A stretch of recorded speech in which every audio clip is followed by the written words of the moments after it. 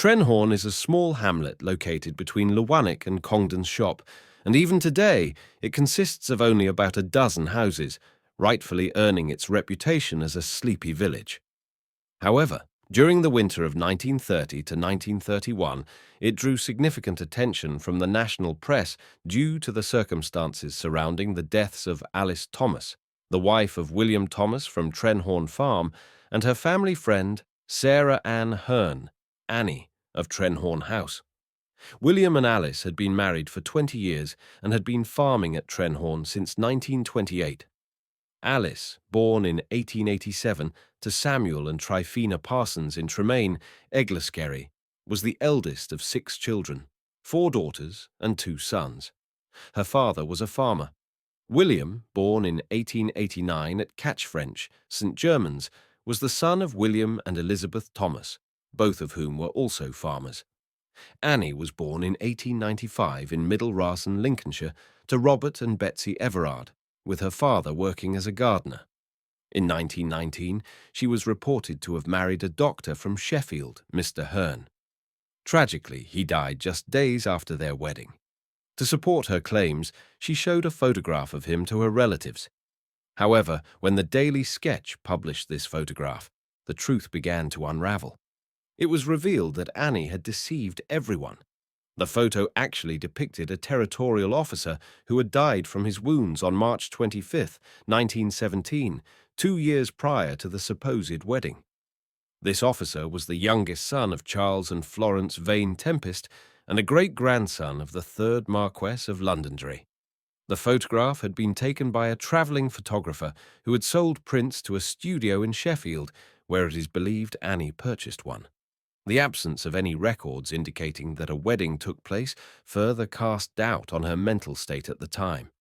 Despite the significant implications of her deception, this issue was never challenged in the subsequent trial.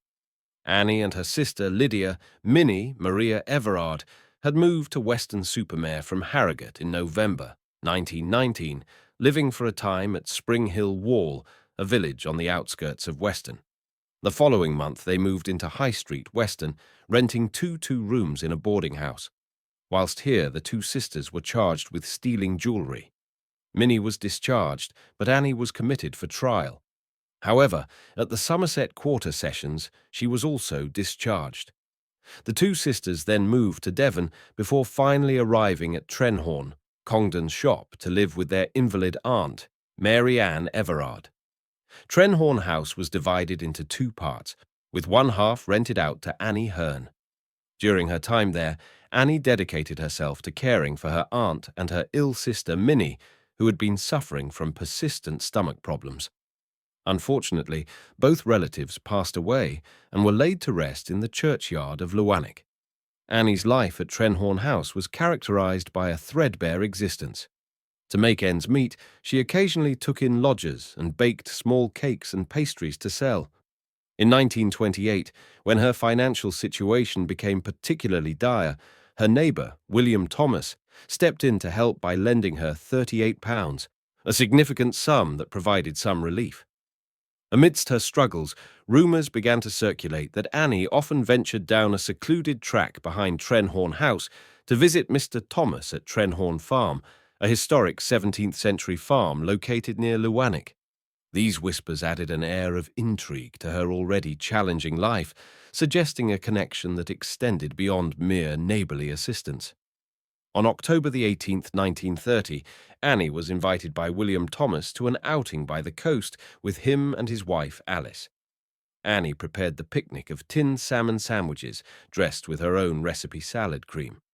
When tea and cakes were ordered at Little John's Cafe at Bude, Anne produced the sandwiches, and Alice eat 1 or 2 with William and Annie having 1 apiece.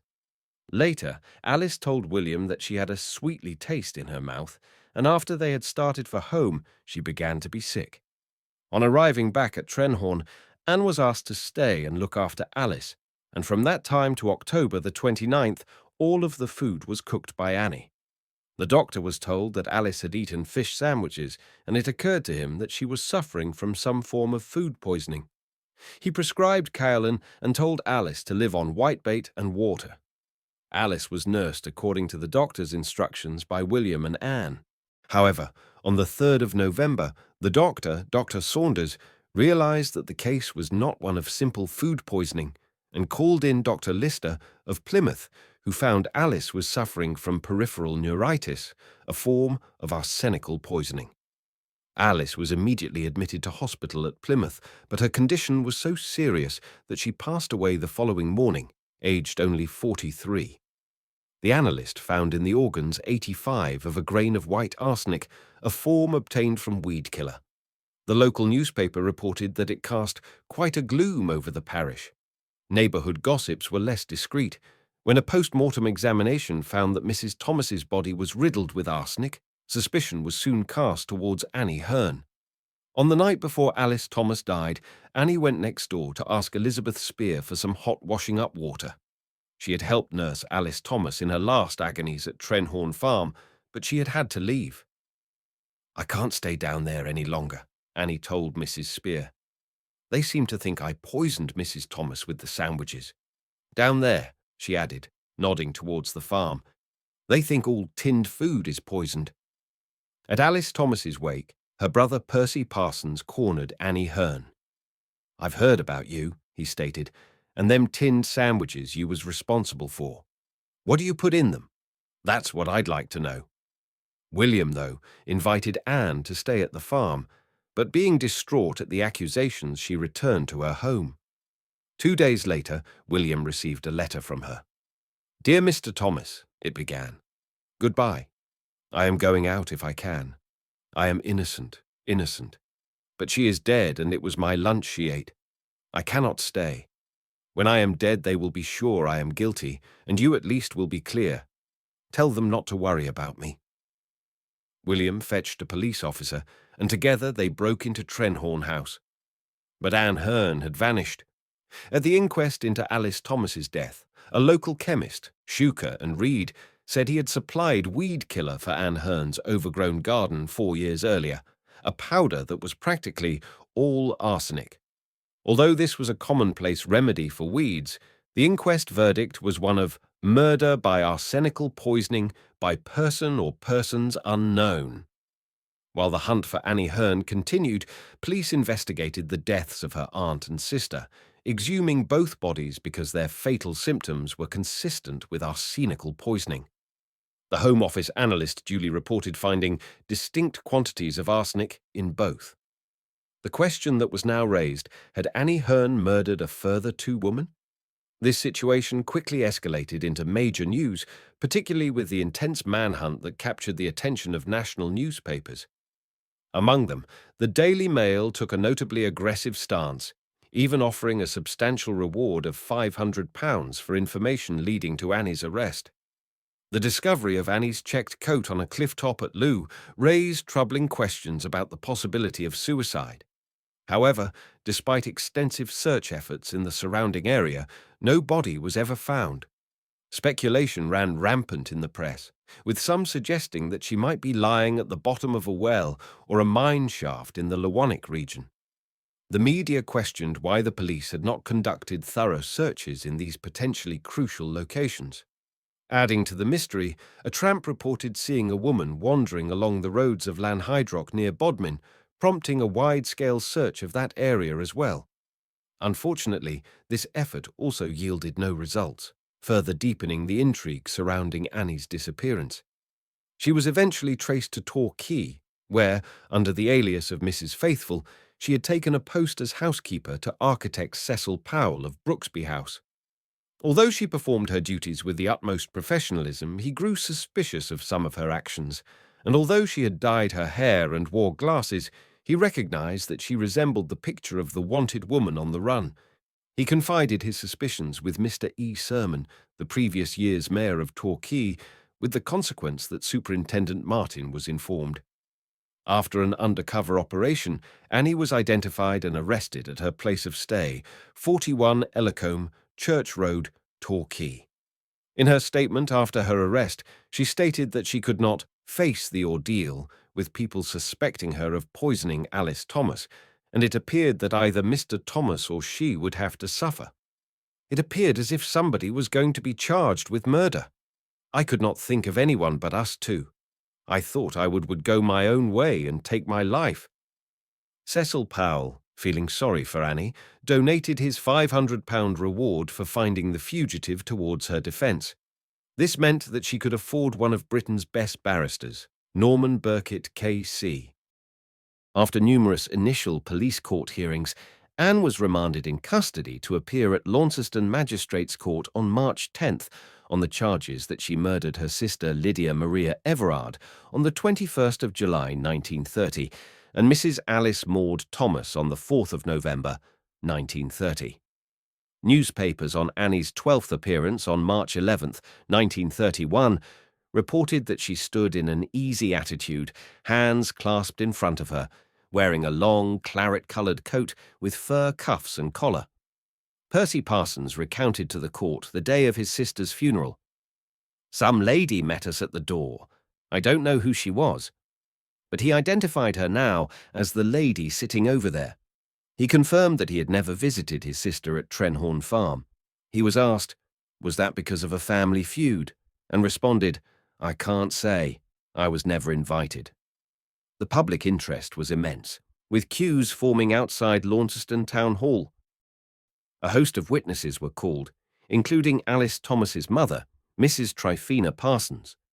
Although the hearing was scheduled for just 9 days, such was the amount of evidence produced that it spilled over into the following day. Annie was defended by Mr. Walter West of Grimsby.